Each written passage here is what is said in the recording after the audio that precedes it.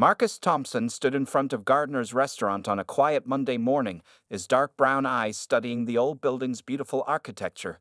At 35 years old, he had already made a name for himself in the restaurant business, owning three successful establishments in Chicago. But this purchase was different. This one was personal. Gardner's restaurant had been a downtown Portland landmark for over 50 years.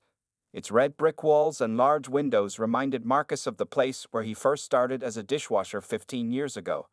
The restaurant's current condition made his heart sink a little. The paint was peeling, the sign needed fixing, and the once bustling establishment now had only a handful of customers during peak hours. 2 weeks ago, when Marcus heard that Gardner's was up for sale, he immediately booked a flight to Portland. The restaurant's reputation had been going downhill for the past few years, but Marcus saw potential where others saw failure. He remembered reading about Gardner's in food magazines during its glory days, when people would wait for hours just to get a table. After signing the final papers with his lawyer, Marcus now held the keys to Gardner's in his hands. The morning sun reflected off the brass keys, making them shine like gold. But instead of announcing himself as the new owner, Marcus had a different plan in mind. "Sometimes you need to see things from ground level," he said softly to himself, remembering the words his grandmother used to tell him.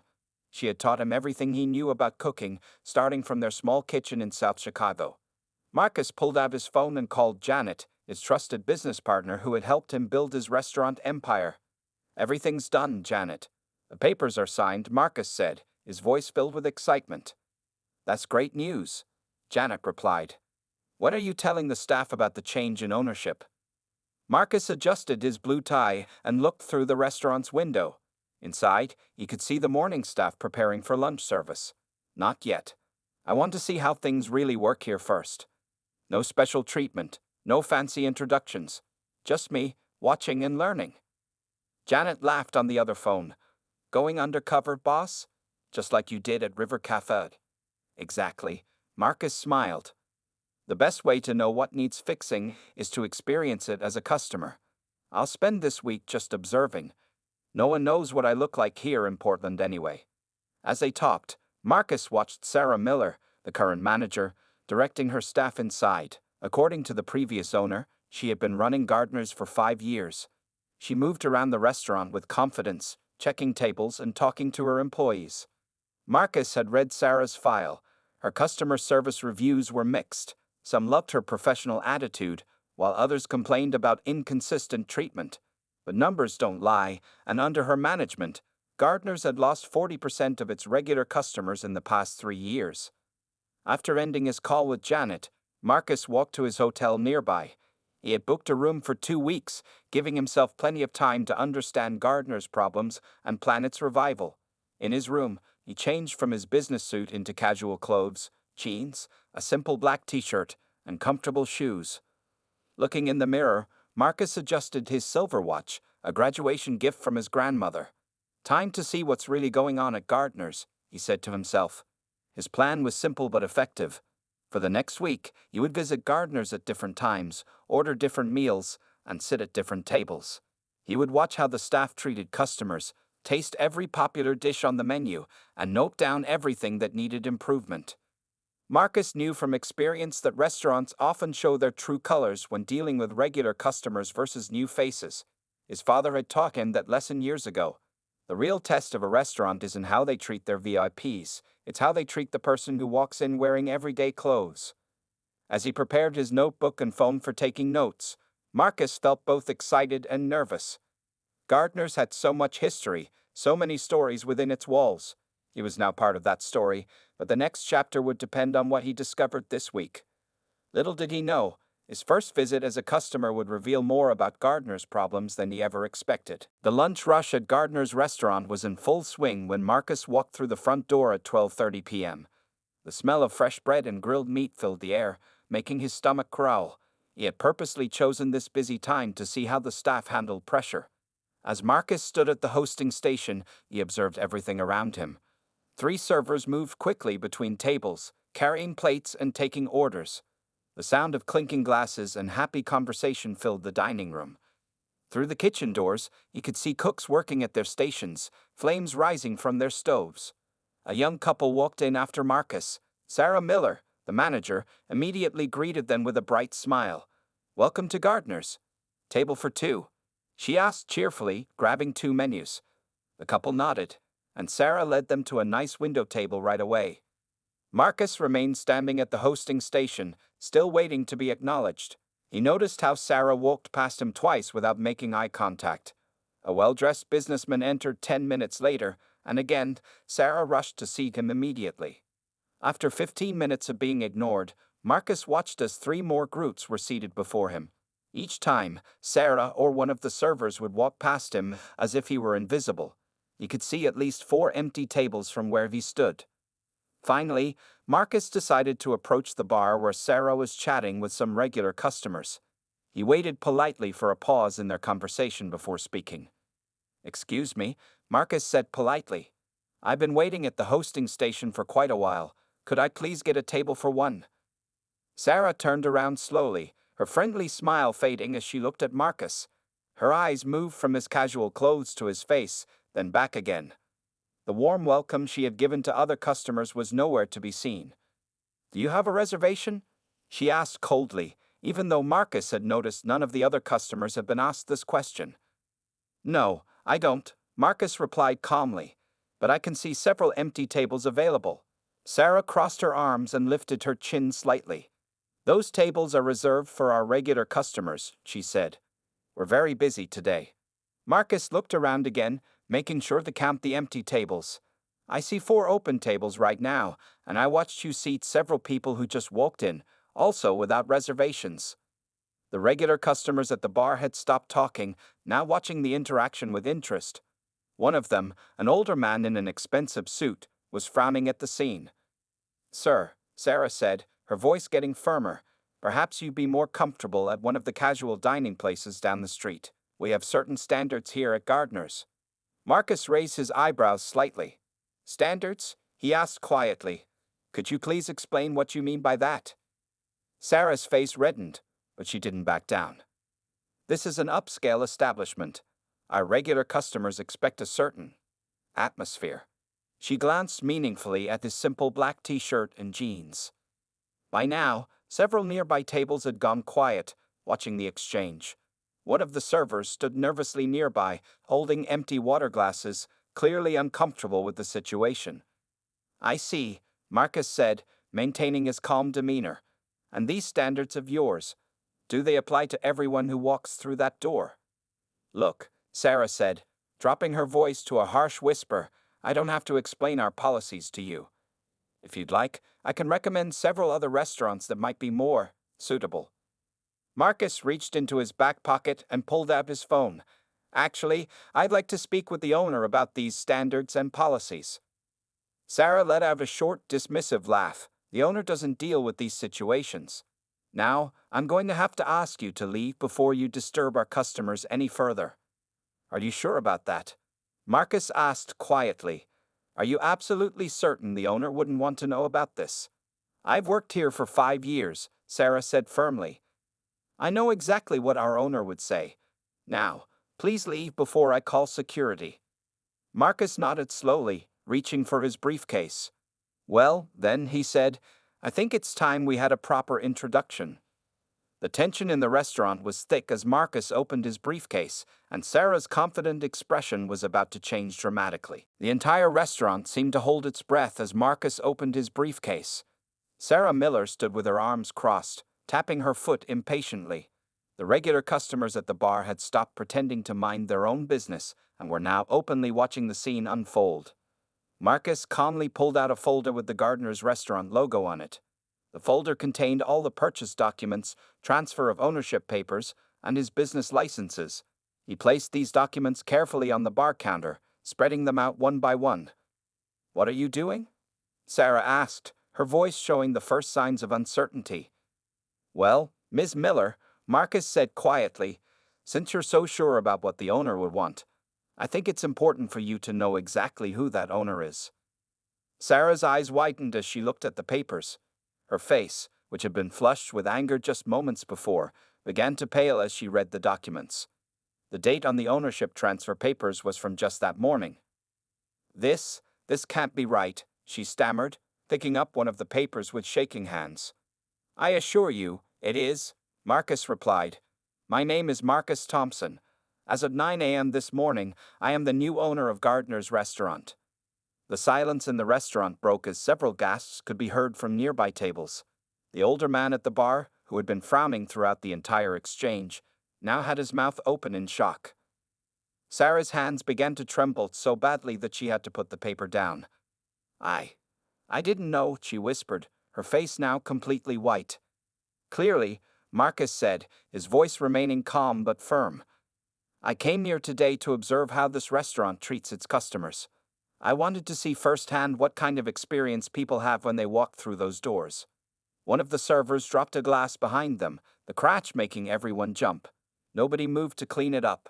All eyes were fixed on Marcus and Sarah.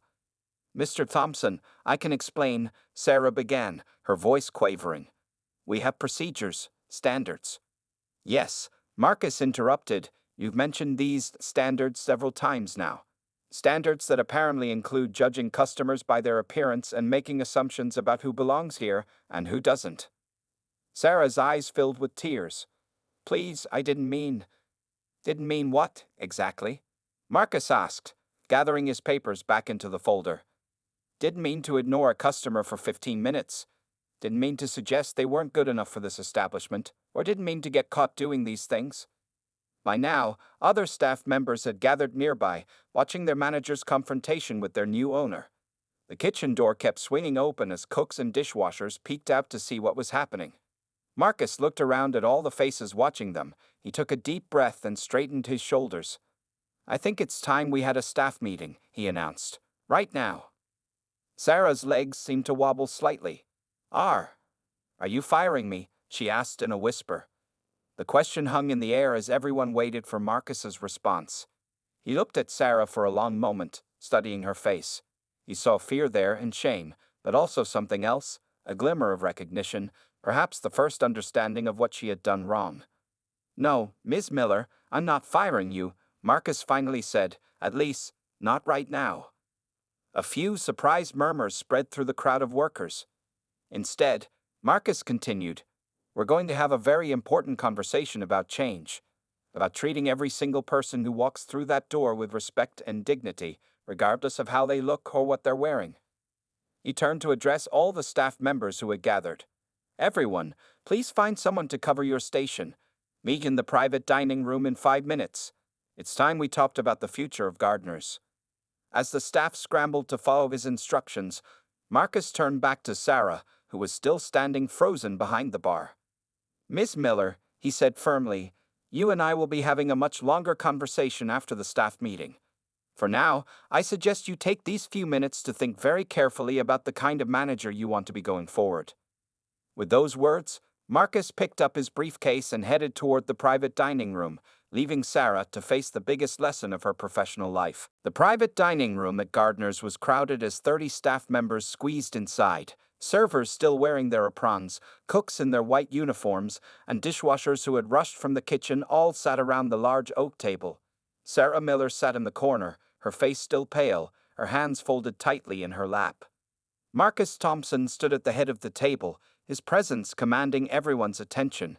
The afternoon sun streamed through the windows, casting long shadows across the room.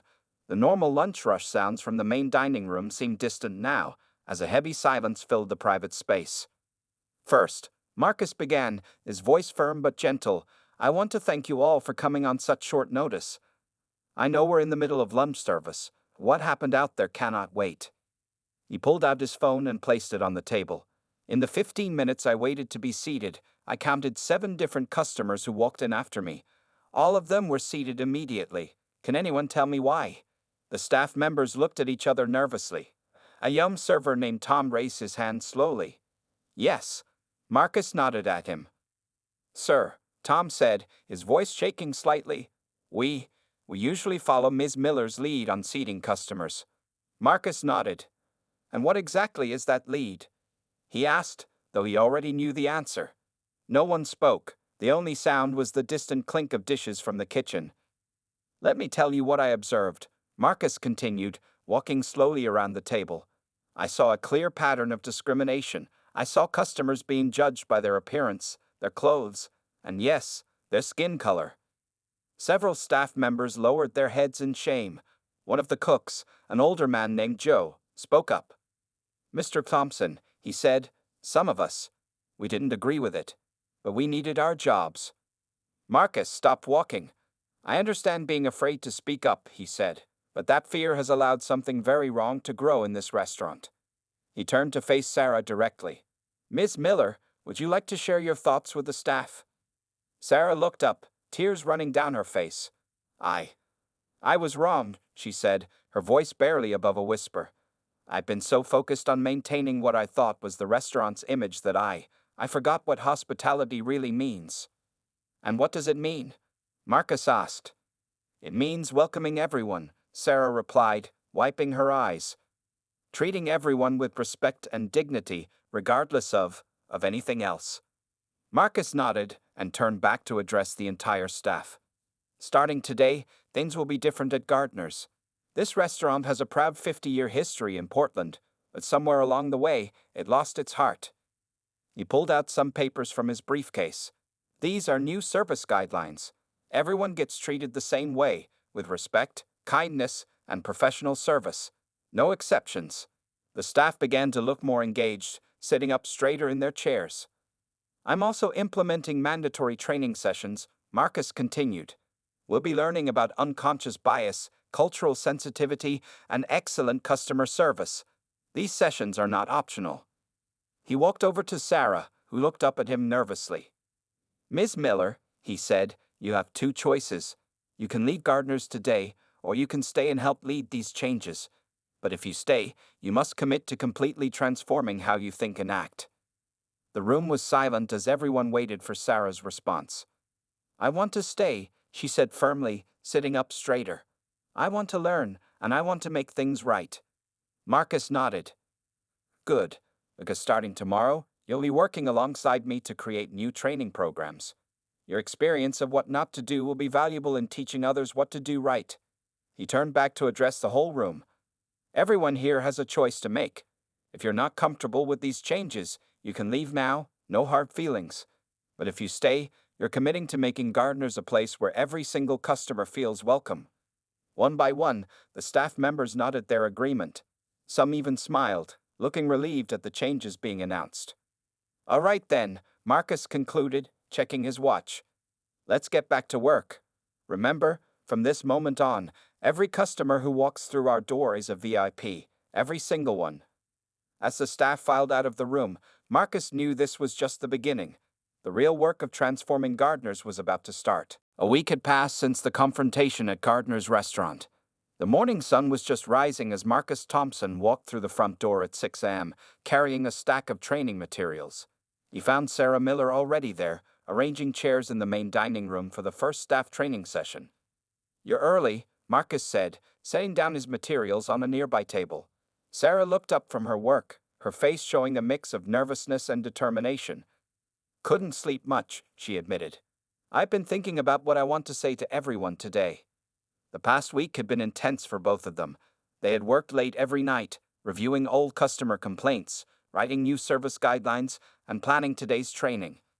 Sarah had insisted on being part of every meeting, taking notes and offering insights about what needed to change. "Here's what I found in the old complaint files," Sarah said, pulling out a thick folder. "In the past year alone, we had 43 complaints about unfair treatment. I never realized how many there were because I usually threw them away." Marcus picked up one of the complaint letters. "And now I want to contact each person who complains," Sarah replied. "I want to apologize personally and invite them back to experience the new Gardner's." Before Marcus could respond, the front door opened. Tom, the yum server from last week's meeting, walked in carrying boxes of new menus. Behind him came Joe from the kitchen, followed by several other staff members. Everyone had arrived early for the training. "Good morning," Marcus greeted them. "Thank you all for coming in before your regular shifts. Today is important." The staff settled into their chairs as Sarah stood at the front of the room beside Marcus. Her hands were shaking slightly as she held her notes. "Before we begin the official training," Sarah said, her voice trembling at first but growing stronger, I need to say something to all of you." The room fell silent as everyone waited. "I failed you as a manager," she continued. "I created an environment where discrimination was acceptable, where some customers were treated better than others based on how they looked or what they wore. I was wrong, and I'm deeply sorry." Several staff members nodded, some wiping tears from their eyes. "But sorry isn't enough," Sarah said firmly. "Actions matter more than words.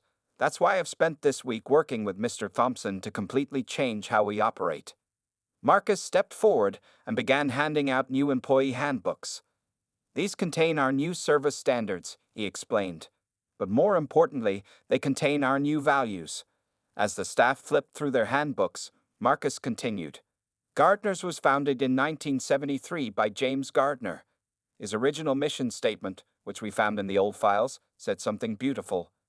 'Good food brings people together. At my table, everyone is family.'"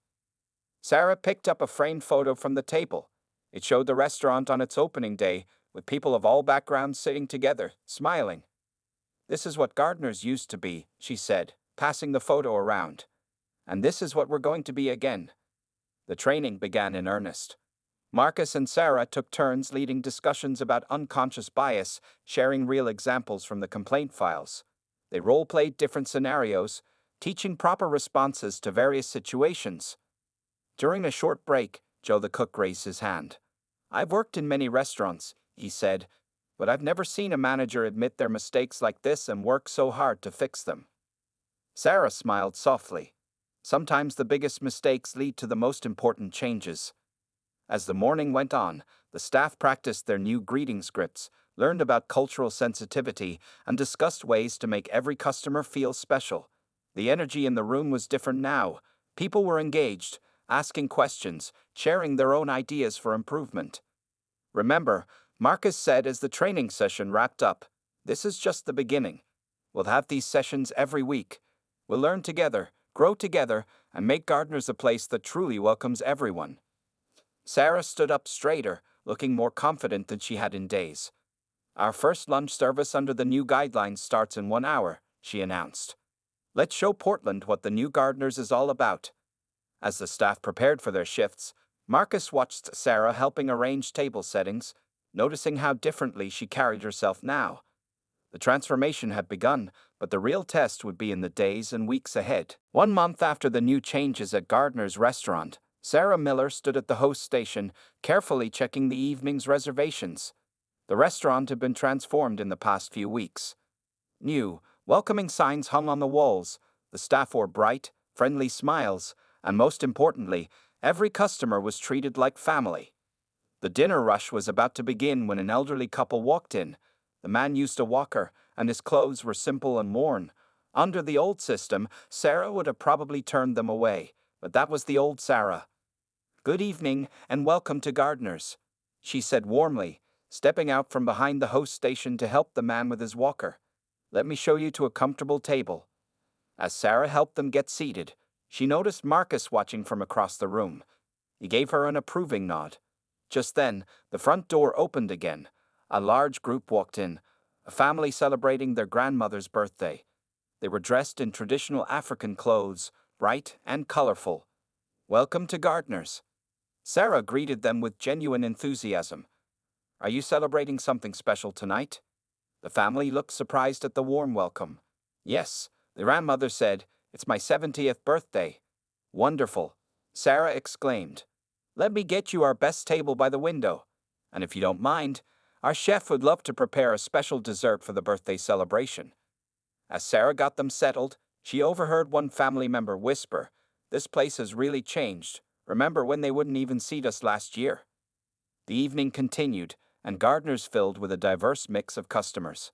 Business people in suits sat next to families with young children. College students occupied tables near elderly couples. The restaurant hummed with happy conversation in different languages. Around 8 p.m., a man in dirty work clothes walked in. He looked tired, his boots dusty from construction work. Some of the regular customers watched to see what would happen. Sarah approached him with the same warm smile she'd given everyone else. "Welcome to Gardner's. Would you prefer the bar or a table?" "Actually," the man said quietly, I used to come here years ago with my father. He passed away recently, and I wanted to visit his favorite place. Sarah's eyes softened. I'm so sorry for your loss. Your father was a gardener's customer. Please tell me his name. I'd love to hear about him. As Sarah led him to a table, she noticed Marcus stepping into the kitchen. A few minutes later, he emerged with a special dish, an old recipe from Gardner's original menu. Your father's favorite, Marcus said, placing the dish in front of the surprised customer. Sarah mentioned he used to come here. This one's on the house in his memory. The man's eyes filled with tears. Thank you, he whispered. Dad always said this was the best restaurant in Portland. Now I remember why. Later that night, after the last customer had left, Marcus called a quick staff meeting. Everyone gathered around, tired but happy after a busy evening. I've been watching all of you tonight, Marcus said. Every single customer who walked through that door was treated with respect and kindness. Sarah, would you like to share our numbers? Sarah stepped forward, holding her tablet. In the past month, our customer satisfaction scores have gone up by 80%. We've had 0 complaints about discrimination, and our regular customer base has grown by 45%. The staff clapped and cheered at the news. But the numbers aren't the most important thing, Sarah continued. What matters is that we're making a difference in people's lives. We're creating memories, welcoming families, and honoring the true spirit of hospitality. Marcus smiled. Sarah's right. Tonight, I saw a restaurant that truly lives up to its founder's vision. Every table had a different story, but everyone was treated like family. As the staff prepared to leave, an older server named Maria spoke up. You know what's really different, she said. We're not just pretending to be nice anymore. We actually care about every person who walks in. Sarah nodded, feeling proud and humbled at the same time. She looked around at the empty tables, remembering all the smiling faces from tonight. The old Sarah, who judged people by their appearance, seemed like a stranger now. Tomorrow's another day, Marcus announced. Let's keep showing Portland what real hospitality looks like. The staff left feeling proud, knowing they were part of something special. Gardner's wasn't just serving food anymore, it was serving hope, one table at a time. 3 months after the changes at Gardner's restaurant, Sarah Miller sat in her office, staring at an email that had just arrived. Her hands trembled as she reached for her phone to call Marcus. Mr. Thompson, she said excitedly, you need to see this. The Portland Times wants to do a feature story on Gardner's. They've heard about our transformation. Marcus arrived at the restaurant earlier than usual that morning. A reporter named Jennifer Chen and a photographer were already waiting outside. Sarah stood nervously by the entrance, wearing her best suit. Thank you for having us, Jennifer said, pulling out her notebook. We've been hearing amazing things about Gardner's lately. People say it's become a model for inclusive dining in Portland. They sat at a quiet corner table as the morning staff prepared for lunch service. The photographer walked around, taking pictures of the diverse staff working together and the welcoming atmosphere. So, Jennifer began, tell me about what sparked this change. Sarah and Marcus looked at each other. Sarah took a deep breath and spoke first. Actually, she said, it started with my biggest mistake. Her voice was steady as she told the story of that day when she had tried to turn Marcus away. I was the problem, she admitted, but Mr. Thompson showed me a better way. Jennifer scribbled in her notebook, and instead of firing you, he kept you on. Because real change doesn't come from punishment, Marcus explained. It comes from learning and growing. Sarah's transformation has inspired our entire staff. Just then, Joe the cook brought out some fresh pastries for them to try. These are from my grandmother's recipe, he said proudly. Before, I was afraid to suggest adding Filipino desserts to the menu. Now, they're some of our most popular items. The reporter tasted a pastry and smiled. This is incredible. I see you've changed more than just your service policies.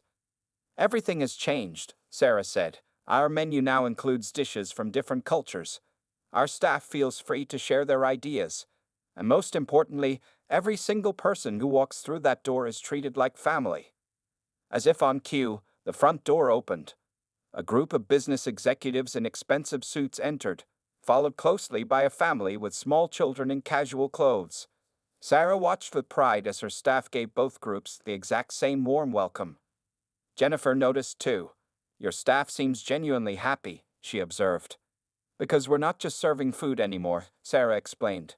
We're serving respect, dignity, and kindness. It makes a difference, not just to our customers, but to us too. Marcus shared their latest numbers. Customer satisfaction was at an all-time high, revenue had increased by 60%, and they now had a waiting list for reservations most nights. But the numbers aren't what makes me proudest, he said.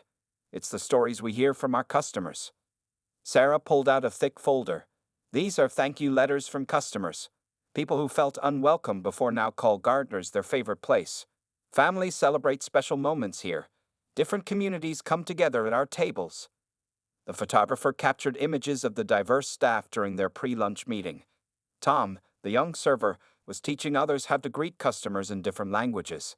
Maria, the older server, was sharing tips about making elderly customers comfortable. One more question, Jennifer said. What would you say to other restaurants struggling with similar issues? Sarah thought for a moment. I'd say that change is possible, but it has to start from within. My prejudices hurt people, but they'd also hurt me. Learning to see every person's value has made me not just a better manager, but a better human being. Marcus nodded. And I'd add that success in the restaurant business isn't just about good food. It's about making everyone feel valued and welcome. As Jennifer finished her interview, the lunch crowd began arriving. She watched as Sarah greeted each customer with genuine warmth, regardless of their appearance or background. The next week, when the article appeared in the Portland Times with the headline, From Discrimination to Distinction, How One Restaurant Changed Its Culture, the phone didn't stop ringing. Other restaurant owners called asking for advice. Community leaders wanted to learn about their training programs. That evening, Sarah added the newspaper article to the restaurant's wall of memories, right next to the old photo from 1973. Looking at both images, she could see that Gardner's had finally returned to its original mission, making everyone feel like family. Marcus walked up beside her. Ready for dinner service? He asked. Sarah smiled confidently. Ready to make more people feel welcome, she replied. 1 year had passed since that fateful day when Marcus Thompson first walked into Gardner's restaurant. The restaurant was closed for a special evening event, and the main dining room was filled with staff members, their families, and special guests. Sarah Miller stood at the podium, looking out at the crowd. She barely recognized the person she had been a year ago. The room was decorated with photos showing Gardner's journey, from its founding in 1973 to its recent transformation. Welcome everyone, Sarah began, her voice clear and confident. Tonight, we're celebrating more than just a successful year. We're celebrating a complete change in how we see and treat people. Marcus sat in the front row, smiling proudly. Next to him was Jennifer Chen, the reporter who had written the first article about Gardner's transformation. She was now working on a book about restaurants that had changed their cultures after following Gardner's example. This past year, Sarah continued, we've served over 50,000 customers, but more importantly, we've created a place where everyone feels welcome. She gestured to the walls, where new photos showed happy customers from all walks of life enjoying meals together. Tom, now the head server, stood up to share his story. I remember being afraid to speak up about the discrimination I saw, he said. Now, I train other servers to celebrate diversity. We've even started free language classes for staff to better communicate with all our customers. Joe, the cook who had been afraid to share his Filipino recipes, stepped forward next. Our menu now includes dishes from 12 different cultures, he announced proudly. And next month, we're starting cooking classes for the community, teaching traditional recipes from around the world. Marcus walked to the podium to make a special announcement. Tonight, I'm proud to share some news, he said. Gardner's has been chosen as the most inclusive restaurant in America by the National Restaurant Association. But that's not all. He turned to Sarah with a warm smile. Sarah Miller has been named Restaurant Manager of the Year for her work in transforming our culture. Her training program is now being used by restaurants across the country. Tears filled Sarah's eyes as everyone stood and applauded. She remembered the scared, prejudiced manager she had been, and how Marcus's kindness had given her a chance to change. But our biggest achievement isn't the awards, Marcus continued. He pointed to an elderly man sitting quietly in the corner. James Gardner himself, the original founder, would come out of retirement for this special night. Mr. Gardner slowly made his way to the podium, leaning on his cane. 50 years ago, he said, his voice shaking with emotion, I opened this restaurant with a dream of bringing people together. Somewhere along the way, that dream was lost. But now, thanks to Marcus and Sarah, my restaurant is finally what I always wanted it to be, a place where everyone is family. The evening continued with more stories. Regular customers shared how Gardner's had become their special place. Staff members talked about how proud they were to work there. Community leaders described how the restaurant had helped bring different neighborhoods together. Near the end of the night, Sarah revealed one more surprise. We're opening a training center, she announced. The Gardner's Institute for Inclusive Hospitality. We'll teach other restaurants how to create welcoming environments for all people. Marcus stood beside her. And Sarah will be the director of the institute, he added, while continuing to manage Gardner's. As the celebration wound down, Sarah found a quiet moment to talk with Marcus. Do you remember that first day, she asked, when I tried to turn you away? Marcus nodded. I remember seeing someone who needed a chance to learn and grow. You could have fired me, Sarah said softly. Instead, you taught me how to be better. And now you're teaching others, Marcus replied. That's how real change happens. One person, one restaurant, one community at a time. The next morning, as Sarah unlocked the restaurant's doors for regular service, she paused to look at the new sign they had installed. Welcome to Gardner's, where everyone is family. A young man in work clothes was waiting outside, their first customer of the day. Sarah smiled warmly and opened the door. Good morning, she said cheerfully. Welcome to Gardner's. We're so happy you're here. And she meant every word, knowing that each person who walked through those doors would help write the next chapter in Gardner's story of transformation and acceptance.